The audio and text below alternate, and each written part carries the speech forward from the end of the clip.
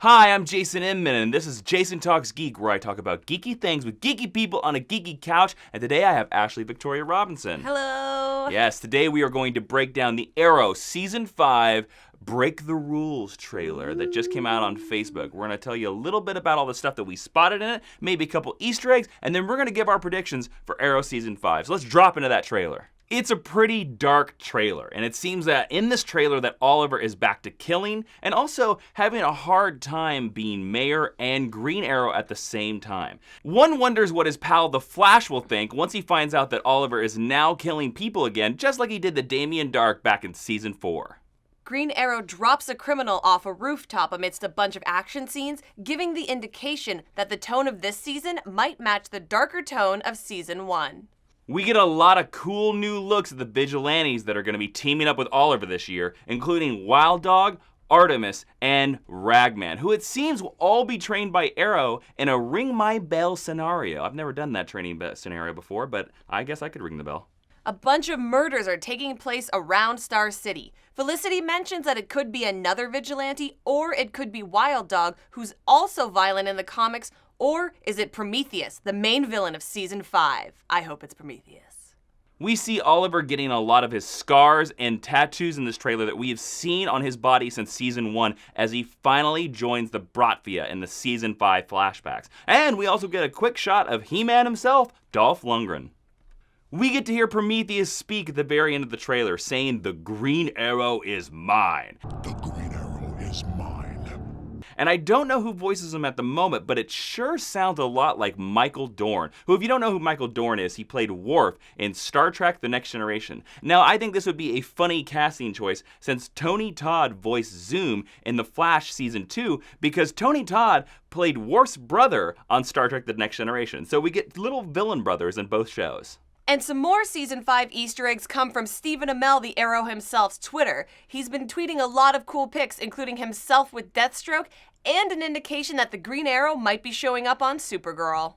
Now, we don't know what any of these Twitter pictures mean. They could mean anything. They could be from the crossover. I think the Deathstroke picture is probably from the 100th episode of Arrow that's finally across this season.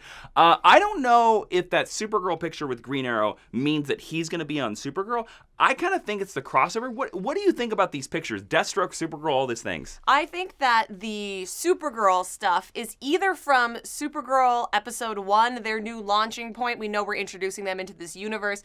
There's also a picture that came out a couple months ago of him standing with Superman. I forgot about that picture. And they're all like buddy-buddy. And Stephen Amell tried to play it off like, I was walking in Vancouver and look who I ran into. No, they don't let you that close to a set no matter who you are. He filmed the scene with him. He definitely exactly. did. So my indication would be that is probably, I think, because we've seen Arrow kind of spiritually launch some of the other CW shows. This is that happening again. He is going to be launching Supergirl into the CW verse. Whereas I think that the Deathstroke stuff and the White Canary selfie that we saw, I think because those were happening around the same time they were shooting the 100th episode, maybe we're going to do a greatest hits. I'm really hoping we get a clip show and a musical number in there. Musical number? I think that's for Flash Supergirl. I think it's interesting because I'm very curious to watch the first meeting of Green Arrow and Supergirl. But although they might do a thing where, because of Flashpoint, they might do a thing where he just already knows her. I hope they don't do that because I want to see Green Arrow's reaction to Supergirl. I don't think he'll like her. I don't think he will at all. I don't think she'll like him. I don't think they'll like each other at all. I think they're going to take a little bit of the Hawkman Green Arrow relationship from the comic books. If you know that they really don't, they butt heads. I think they're going to give that to Supergirl and Green Arrow. But it's interesting because I think there's a chance that he might like her because maybe she reminds him of his sister, or maybe she reminds him of Felicity, because that character is similar in different ways to both of those characters. So I could see him liking her in sort of like that paternal way that he does, but I think she's gonna be like, "You're really mean," and I'm happy in my happy little bubble. Like, I don't think she's gonna want to put up with his nonsense. Well, let's go talk about some more Season 5 predictions. This is just us not confirming anything. This is just us speculation. We don't know what's happening, but this is just stuff like, I would love to hear, like, what if you have a prediction for a character, a prediction for a storyline, or a prediction for, like, DC Easter egg that you really want to see in Season 5. So, if you've ever read the DC event Cry for Justice, there is a big part in there for Prometheus and Green Arrow, and you get a really good sense in there of why they don't like each other. So, I think that at least the relationship is going to be lifted right from that. I think it'd be cool if there was some other callbacks to that. There's a really important, I won't spoil it, but there's a really important Roy Harper moment that comes toward the end of that. And I think that would be really cool to see because I'm excited to see Roy come back into the fold. He's one of my favorite characters, and I like him on the show. I also think that we're going to get maybe a little bit of a rivalry between your Speedy character and your Artemis character. Oh, yeah. Because they kind of fill the same niche. And I think because, again, like I was talking about with Supergirl, she might be a very, like, familial relationship to him because she's younger than him and they do the same thing. So that's what I'm really looking for is, like, what the interpersonal relationships are going to be. And I'm hoping that Prometheus really, like Slade in season 1, comes out as, like, a big bad threat because I think they've never topped Slade as a villain. I agree with on you. Arrow. I agree with you. What do you think we're going to get to see? It's interesting because I think we're going to see possibly the darkest season of Arrow, the biggest bummer season Dun, of dun, Arrow dun. that we've ever seen. I think it's going to go so far back to season 1, it's going to be crazy. Wow. Because I think this is going to be the season of betrayals. Interesting. Well, because season 4 ended with Oliver being all about...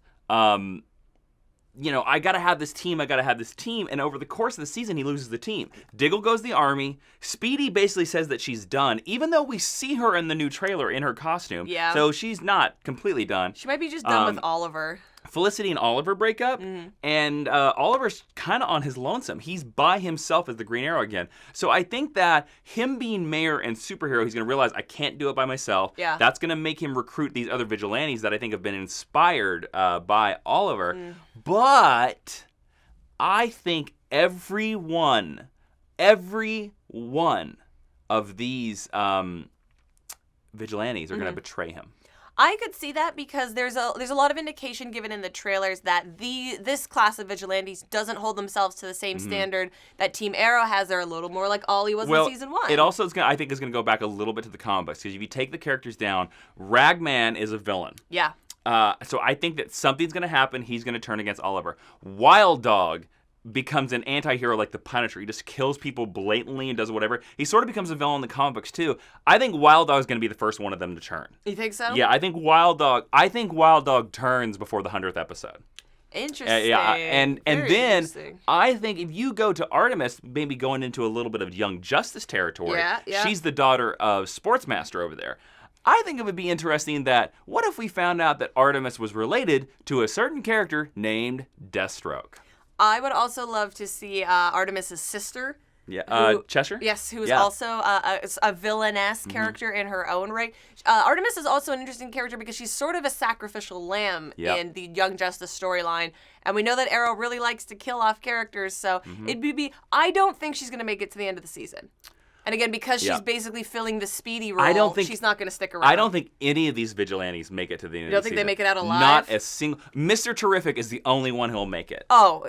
Like, of Please that keep team, Mr. Terrific around. Mr. Terrific, I think, is the only one that's going to stay around. I could see Mr. Terrific very easily going to Legends. And joining the JSA of it all? Yes, to continue that legacy. But Artemis, Ragman, and Wild Dog, I don't think any of them make it to the end of the season. Or as a regular character, I don't think any of them. No. I don't think they're all dead. The other interesting thing is Prometheus, the main villain. Yes. Looks like they're trying to make him evil Green Arrow, just kind of like he was evil Batman in the comic books. In Cry for Justice, he blows up a good section of Star City. Yes, he does, which we've done several times. But I think that will happen in this one. Yeah. I think he will blow up a good chunk of Star City. And he also chops off Roy's arm in the comic books. Yeah. I think that happens. I want to see that happen. You want to chop off Colton Haynes' arm? I do. Sorry, Colton. I just think that's smart for two reasons. Because we've seen Ollie in the show already. In the flash forward, we've seen him with his robotic arm. Yes. In an alternate Now, that was not on Arrow. That was an alternate Legends of Tomorrow I'm sorry. timeline that they've already corrected. So a lot of people, I get this on the internet all the time where people are like, but we've already seen his future. No, we haven't. Do you know what a retcon is? That was retconned out of existence. But so we know that they can do that on the show. We know that they're comfortable with that kind of storytelling. And plus, like, Winter Soldier is one of the most popular characters over in the Marvel camp. So, like, why not, just tap into that as much as possible. I like Roy Harper as a character who suffers. Yes. I think that's where he excels, and I think that's where some of the best stories come from. So I think, like, I'd be into that. You can cut Roy's arm off. It'd be fine. Is there any DC Easter egg that you think, or DC character or construct, anything like that they haven't touched on that you think that they're going to introduce this season? Well, I mentioned Cheshire earlier, and Cheshire also has a really important relationship with Roy. Yes. That eventually leads to a child. So I think that if we're not going to get him right back together with Thea, which I don't think is going to happen based on the way they left that previously and how she's progressed, I would really like to see that relationship even just hinted at. Yeah. Because I think it's really interesting. It's a storyline I really like from the comic. Although I'm sad with what happens to their little baby. So, like, that's the thing. Like, I'm holding on to this fan thing that I love from when I was reading that storyline. Like, I'm really hoping to see Artemis/Arrowette's story get flushed out a little more and how that affects the rest of the characters. What are you looking for as far as Easter eggs go? I think two things that have already been seen on the show before, because they're really going expansive. I think Deathstroke is coming back. Now, whether that's Manu Bennett or because he's busy on another show, or whether that's an actor under the Deathstroke suit, I think the picture of Deathstroke means Deathstroke's coming back. Also, there is a Deathstroke mask planted in the beach that has never been shown on the show yet, and that has to happen somewhere in the flashbacks. Yeah, that's from very early season 1. It's from the pilot. Oh, there you go. From the pilot. And when he didn't do it at the end of season 2. Nope. As far as I remember. But the other thing is that I think we are definitely gonna see John Constantine again. I think Matt Ryan I hope so. is gonna come back to Arrow. I think for me, for the foreseeable future, I have a prediction that we get a Matt Ryan Constantine episode once a year. I would love that. Yeah. That would be really interesting if they brought him in to try to, like, explain Flashpoint. Because they're like, is this magic?